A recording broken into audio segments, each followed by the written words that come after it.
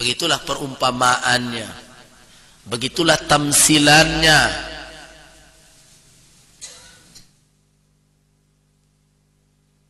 Jadi wajar kalau Allah katakan walal akhiratu khairul laka minal ula. Wala sawfa yu'tika rabbuka fatarda. Lam yang kedua bukan lagi jawab qasam, tetapi bukan berarti tidak berhubungan dengan ayat 3 ayat sebelumnya. Lam wala saw itu lam ibtida, alinea baru, tetapi alinea ini berkait dengan yang sebelumnya. Allah telah hibur Rasulnya, Allah telah ingatkan Rasulnya. Ia tidak pernah membenci Rasulnya, tidak pernah meninggalkan Rasulnya. Bahwa Allah telah menyediakan ada kebaikan yang lebih besar untuk Rasul, yaitu kesenangan di akhirat, nikmat yang besar, dan itu juga untuk umat yang mau mengikuti Rasul. Wala sawfa yu'tika rabbuka fatarda. Tuhanmu akan memberikan kamu apa yang akan diberikan kepada Rasul. Banyak. Nah, ini untuk menyabarkan Rasul. Mereka membenci engkau, silahkan. Mereka mencaci engkau, silahkan. Mereka menuduh engkau bermacam-macam, memang itu pekerjaan mereka, orang musyrik. Tetapi ingatlah, wala saufa yu'tika. Saufa. Apa makna yang tersimpan pada saufa? Saufa itu maknanya istiqbal. Perjuangan engkau tidak akan begitu saja mudah selesai. Engkau mesti bersabar. Apa yang engkau inginkan akan diberikan, tapi saufa akan.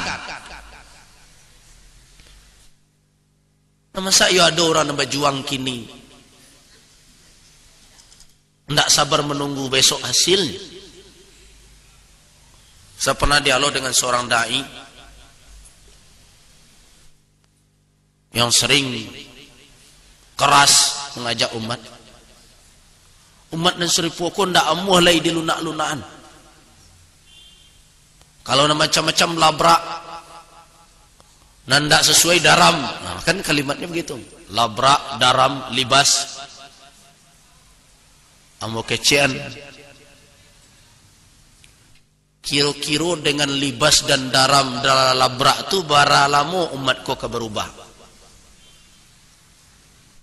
Dia tidak dapat menjawab. Kemudian yang kedua, dengan libas dan labrak itu kira-kira mudaratnya besar atau kecil lah, pernah dipreso. Dia tidak bisa menjawab. Keciamuk kalau dengan main libas dan labrak itu laika masuk Islam yobatu muslim, orang bisu sadonya jadi main libas wak sadonya. Tapi keciamuk tidak mungkin. Tidak mungkin, kenapa? Kalau seandainya sekali cara ceramah dan cara dakwah orang akan berubah,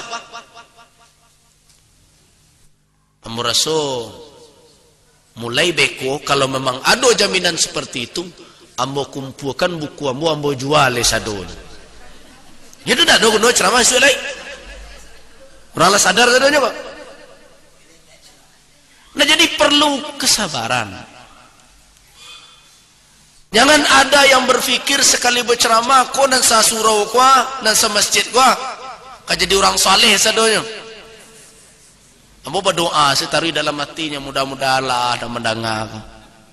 Nah. Tapi bisakah dijamin?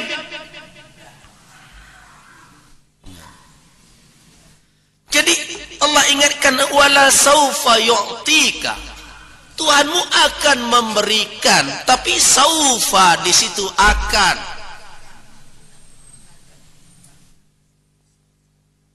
Sekarang kamu harus menanggung. Kamu harus bersabar.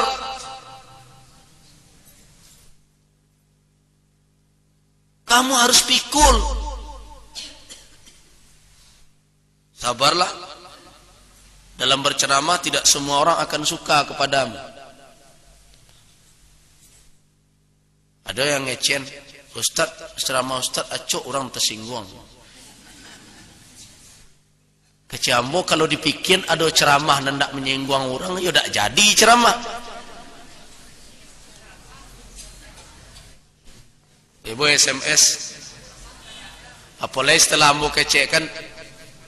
Jadi semenjak pengajian BTV bukan Kamis petang, Kamis sebelumnya, ambo mengecekkan dasar dari zikir khafi. Banyak yang nelpon, yang SMS. Kecekkan ambo membatan kaji orang terike. Ambo tak membatan, ambo kan menjalihkan hadis. Ikolah kedudukan hadisnya, iko sumbernya, ikolah kekuatannya. Jadi tugas ambo bukan batal membatalkan. Ambo kecen, ambo fungsi ambo adalah sebagai pelajar ilmu pengetahuan. Ambo jalihkan ilmu. Nah, iko kekuatan hadisnya, siko analisanya, disiko kritiknya. Nah, di kajian dalam kajian ilmu tasawuf, disikolah sumbernya. Nah, iko analisa. Nah, iya ban kok di TV bisa baca. Kalau ndak diajan pula di TV, ndak lo mau baca di TV. Tapi karenalah di TV diajarkan orang berzikir menungkek lidah kalung langit, anggo harus wajib pula menyampaikan di TV yang seperti itu.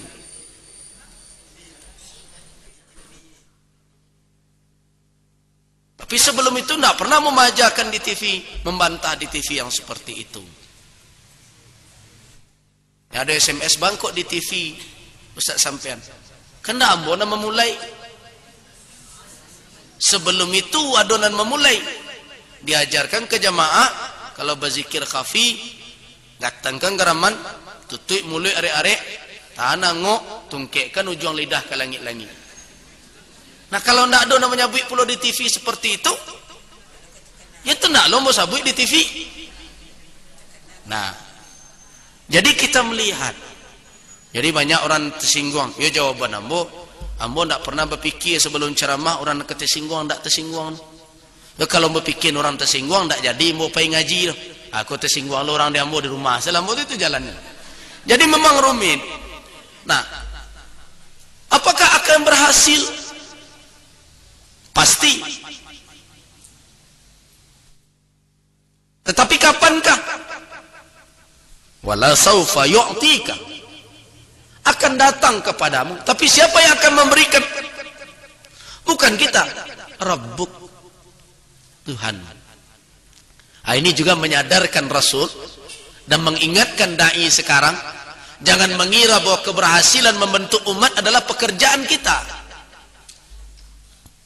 Oh, sadar orang, nah awak menyadarkan. Yu'tika Rabbuk, Rabbuka yang memberikan itu. Jadi tugas dai menyeru.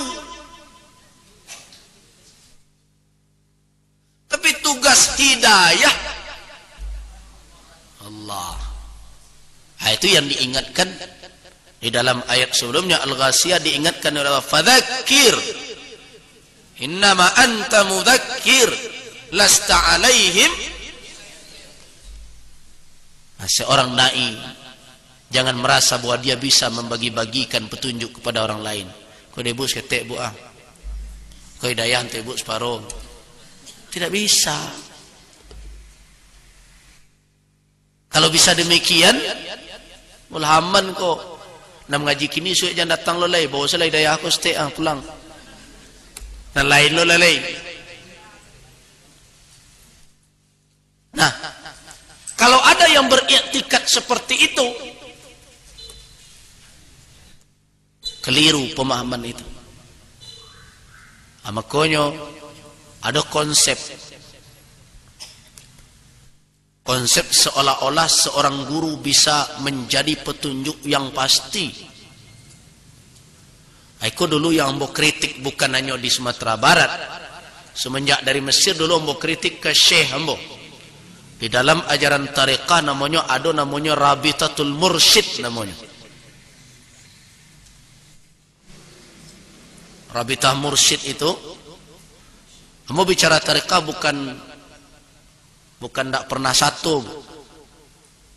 Mau pernah ambil tarekat Naqsyabandi. Mau ambil dari cucu pengarang kitab Tanwirul Qulub. Cucu kandung dari pengarang kitab. Kalau orang tarekat Naqsyabandi tahunya kitab Tanwirul Qulub. Tanwirul Qulub itu adalah kitab rujukan dalam mazhab dalam tarekat Naqsyabandi. Pengarangnya Syekh Muhammad Amin Al-Kurdi. Syekh Muhammad Amin Al-Kurdi itu punya anak Najmuddin Al-Kurdi. Najmuddin itu punya anak Diyauddin Al-Kurdi. Diyauddin itu Syekh Hembo. Nah, ada Rabitatul Mursyid namanya. Sebelum berzikir, wak khayalkan wajah Syekh wak.